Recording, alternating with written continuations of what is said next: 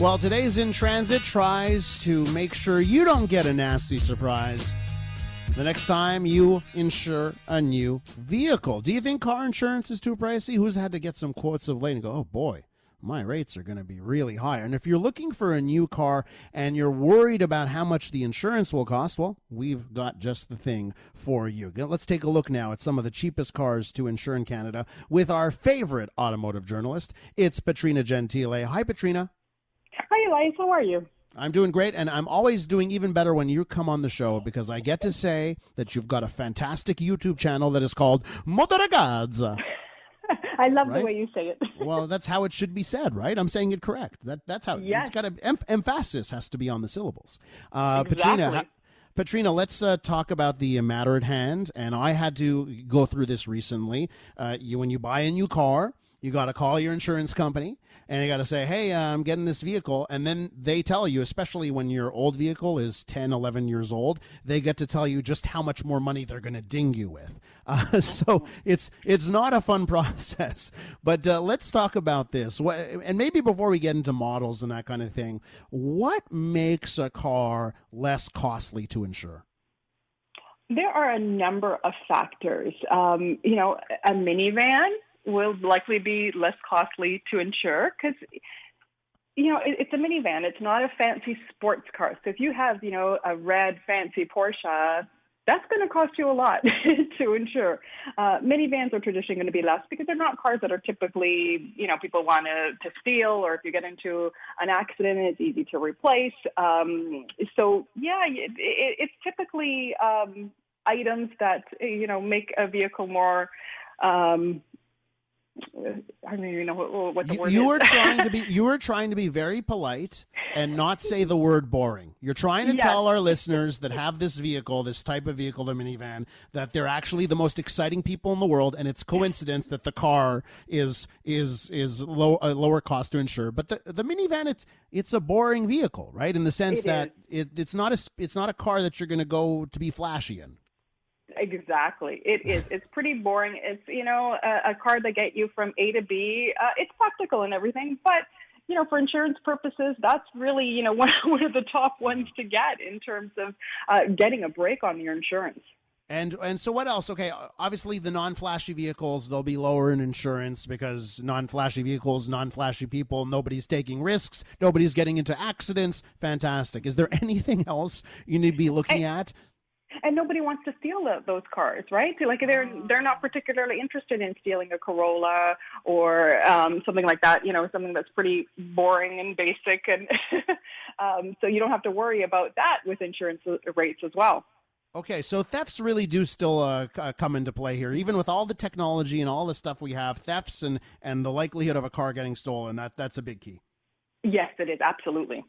Okay, so Petrina, give it to me here. Let's say, I'm someone and I want to buy a new vehicle, but I don't want to get dinged at the end of the day when I've got to call my insurance company and tell them I've got a new vehicle. What are we looking at here? What are some of the cars that are cheaper to insure in this country?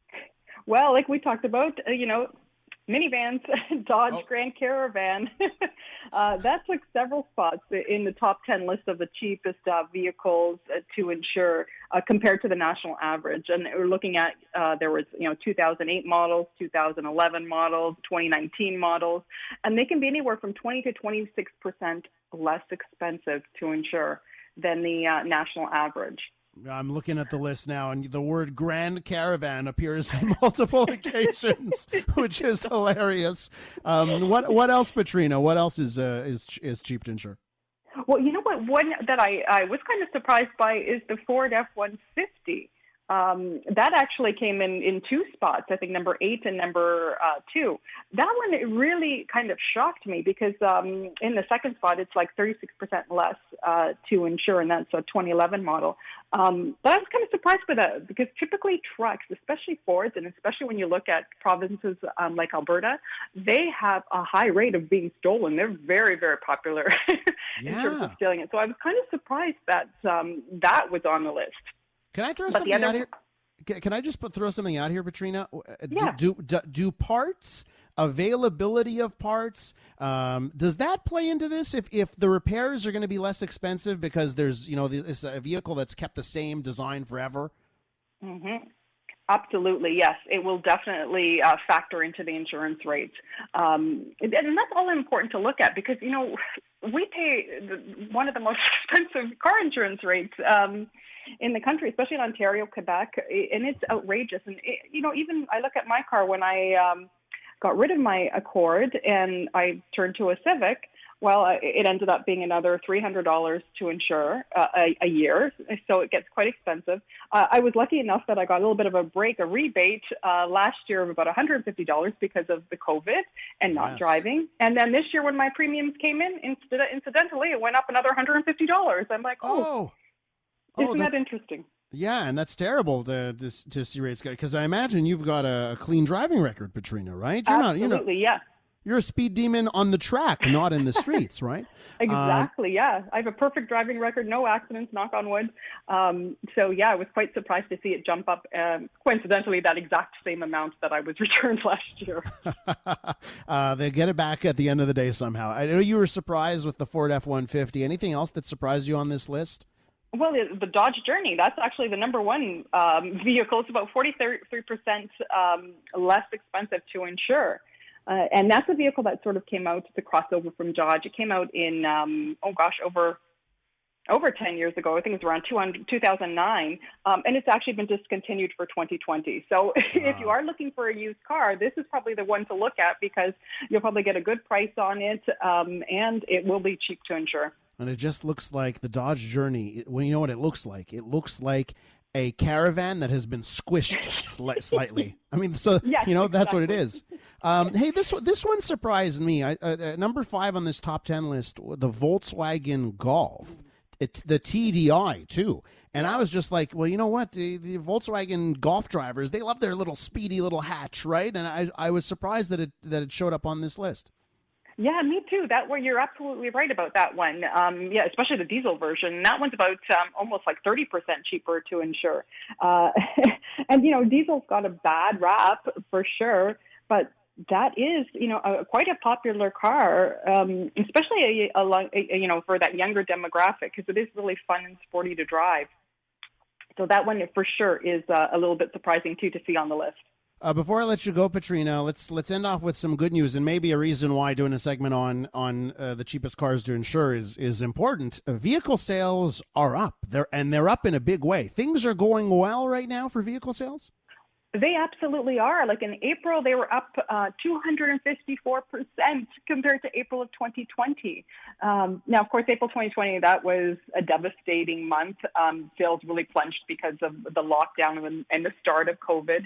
So we're really seeing a rebound from that low point, which is fantastic. But we still have, disruptions in the supply chain because of the microchip shortage that we talked about previously in vehicles and lockdowns in parts of the country. So we'll wait and see what happens in May, but definitely a positive sign for April.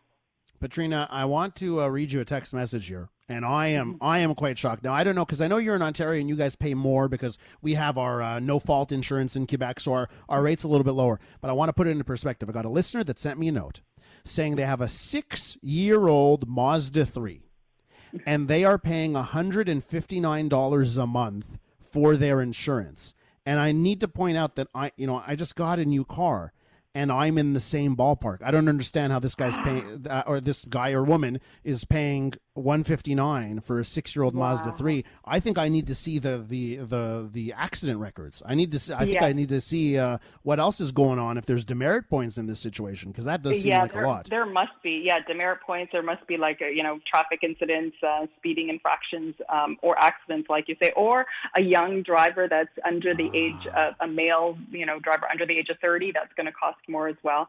But that is quite hefty to pay. Thanks for pointing out that the reason why it's similar is my age. Thanks a lot. I'm just so old, Petrina. Thanks so much. I appreciate that. Thanks. I was trying to avoid that. I was trying to say it in a nice way. I'm telling this listener he's got to release the records. I need to see the driving records. That's the reason why. It's not because I'm old that I'm paying the same amount for a newer car.